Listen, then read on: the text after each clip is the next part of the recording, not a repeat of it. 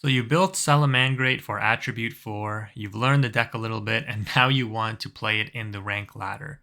What does it take to convert this deck from an Attribute 4 event to being competitive in the current metagame as of May 2023? Well, I hate to break it to you, but this deck is pretty weak in the current metagame just because the two kind of decks that you're encountering right now are decks that banish cards, and if your cards are banished with Salamangreat, obviously you can't run the engine properly because you can't recur from the graveyard, which means your engine is shut down, or Tearlaments, which simply just overwhelms this deck 10 to 1. Like the amount of oppression that Tearlaments puts up playing during your turn, playing during their turn, having a bunch of interruptions, it's just too much for this deck to manage through. Now, that being said, you can probably have some success just by knowing your deck and knowing how to play it, beating out a lot of other Tearlament decks that people who are still trying to learn that deck, people who just unfortunately aren't that good at the game yet. Knowing your deck and knowing your combo lines can take you a long way, probably into platinum rank at the very least. I would really be surprised if you can get to diamond on a pure Salamangreat list. But if you were playing this deck, what would you actually need to do? The successful variants that I've seen are like 60 card versions running MathMech cards. And the reason for that is because MathMech has the very powerful Xyz monsters, which count as like non-targeting removal, good searchers, interruptions with like superfactorial and things like that. But playing the MathMech engine will require you to invest ultra rare points in the circular and in the Laplace or Allen version here. Laplacian is just a super. And then of course you run into the problem of, hey, I'm playing 60 cards. I'm playing a 60 card pile. My deck is less consistent, but it is a Cyberse deck, so you really only need like 1 card starters to get going. But that being said, it's not easy by any means. If you did want to have a chance at making this deck successful, it's no longer free to play. You're going to need to tech this deck out with a lot of hand traps. How you would make that work is very hard to see because you're going to be compromising engine cards, making your deck less consistent to a certain degree. But that being said, you need to do this in order to be able to play around like the opponent setting up very powerful boards as well, right? Like being able to stop a fusion from Tearlaments, being able to stop Exosister from adding cards, being able to interrupt Floowandereeze, and then, you run Maxi, of course. So, a lot of hand traps. You can technically try to run Nibiru, but again, Rucalo stops Nibiru. If Sprite is still around, Gigantic stops Nibiru, so Nibiru isn't very strong right now. But you definitely need like probably 15 or more hand traps. So in this build, like you have 3, 2, 2, that's 7, 10, and then 13. So this is probably not even enough. The saving grace is that, Salamangreat does have a very strong engine if you do get it up and running. Like if you go first, you set up counter trap. You have Will for the grind game. You have hand traps to interrupt your opponent. You have Heat Soul, draw power, or you set up a Bagooska to negate all normal summon monsters. You can actually win a lot of games going first. But keep in mind, your opponent is also playing hand traps to a certain degree.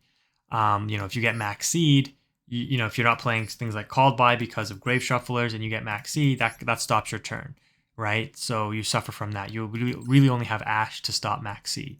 So you are running a lot of risk playing Salamangreat, but your core engine continues to remain to be like 3 Buffalo, 3 Foxy. You can cut this down to 2.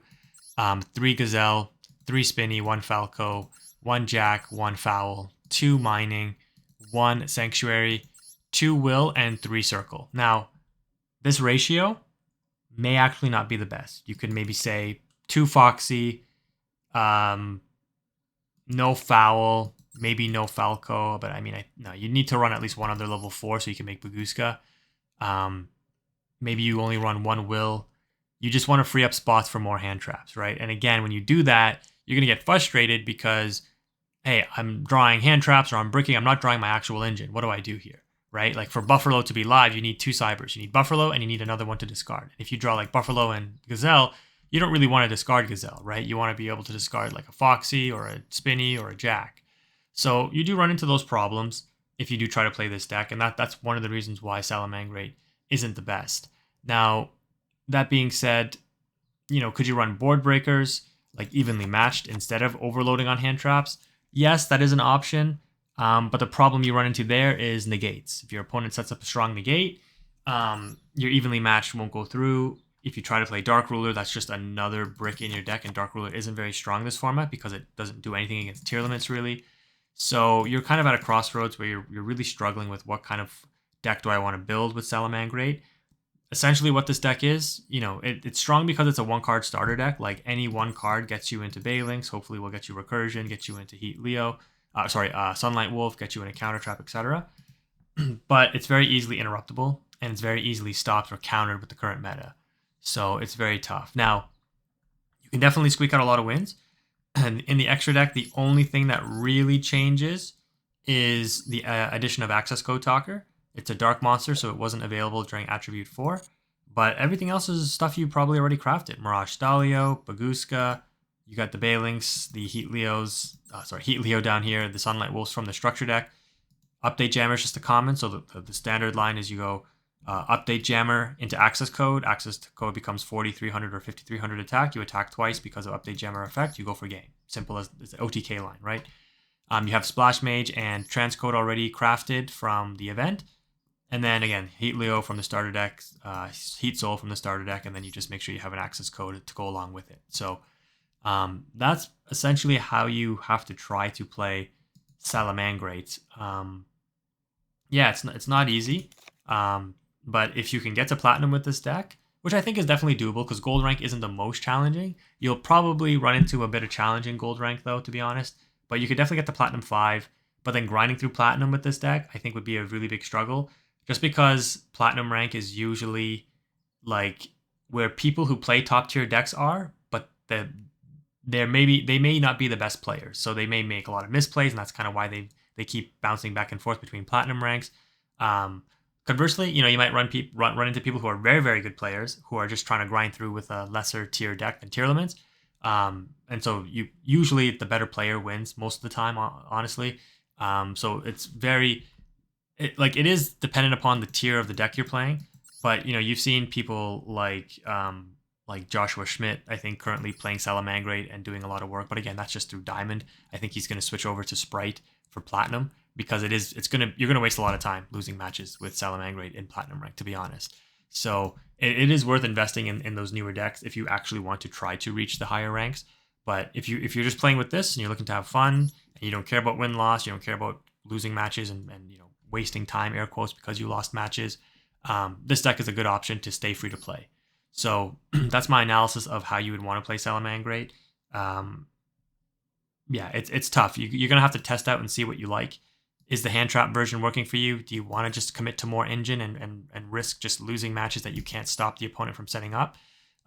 Honestly, traditionally, I think if you hand trap your opponent twice in a turn, that's usually enough to slow them down enough where they put up a very weak end board or they actually just can't play.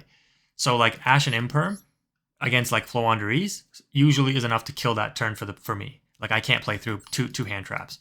I can try to play through one or maybe two if I have enough extenders or a really good hand. But usually, more often than not, 9 out of 10 times, 2 hand traps shuts me down. It should be the same for tier limit. It should be the same for pretty much most decks because most decks aren't just pure engine, right? Where you can just continue to try to play through. Branded is one of those decks where it usually is pure engine and they can play through a lot of interruptions. But other than that, most decks can't do that because they're playing utility cards to support their engine. So once you stop their engine 1 or 2 times, they don't have enough extenders to play through. So that's where Salamangreat can come in handy when you play a lot of hand traps and can have success. So yeah, this video is more of a concept video than an actual deck list, but you can see, in my opinion, what you would need to run in order to make this deck successful. I'm just making this video because, again, some people I know built this deck for Attribute 4. They really enjoyed it. They had a lot of success with the deck, and they want to try to run the regular ladder with it. I'm letting you know now it's going to be a struggle, but it is possible, and this is how you'd have to build the deck. So it's going to require more ultra-rare investments for hand traps if you actually want to be successful, or like I said, you can try it with just regular engine. But that's going to do it for this video, guys. If you enjoyed it, please leave a like. That would help. Thank you again for watching, though. Quantum is out.